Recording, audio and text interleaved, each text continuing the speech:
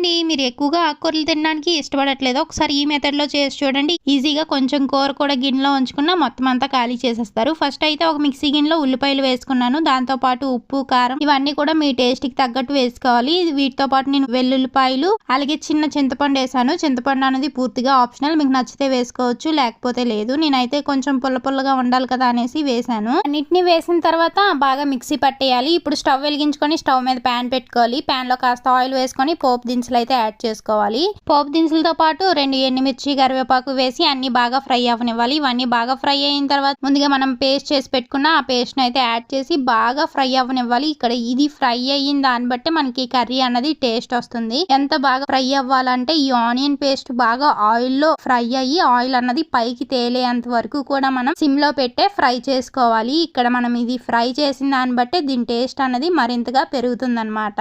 ఈ పేస్ట్ లోనే మనం ఉప్పు, కారం అవన్నీ యాడ్ చేస్తాం కాబట్టి మళ్ళీ సపరేట్ గా ఏమి యాడ్ చేయక్కర్లేదు. ఒకవేళ ఉప్పు అది సరిపోతే కొంచెం చూసుకొని యాడ్ చేసుకోవచ్చు. చూసారు కదా, ఇలా దగ్గరికి ఫ్రై అయిన తర్వాత ఇప్పుడు పాలకూరని అంతటిని కూడా అందులో వేసుకోవాలి. ఇందులో వాటర్ అది ఇంకేం యాడ్ చేయని అవసరం లేదు, అలా దగ్గరికి మగ్గిపోతుంది. ఈ పాలకూరలో నుండే చాలా వాటర్ అనేది వస్తుంది అనమాట. ఆ వాటర్ తోనే కర్రీ అంతా కూడా మగ్గిపోతుంది. మధ్యలో కలుపుకుంటూ ఇలా దగ్గరికి అయ్యేంత వరకు కూడా చేసుకోవాలన్నమాట. వీడియో నచ్చితే ఒక లైక్ చేసి అలాగే మరిన్ని ఇలాంటి వీడియోస్ కోసం మన ఛానల్ ని సబ్స్క్రైబ్ చేసి ఫాలో అవ్వడం అసలు మర్చిపోకండి. Thank you for watching. By by.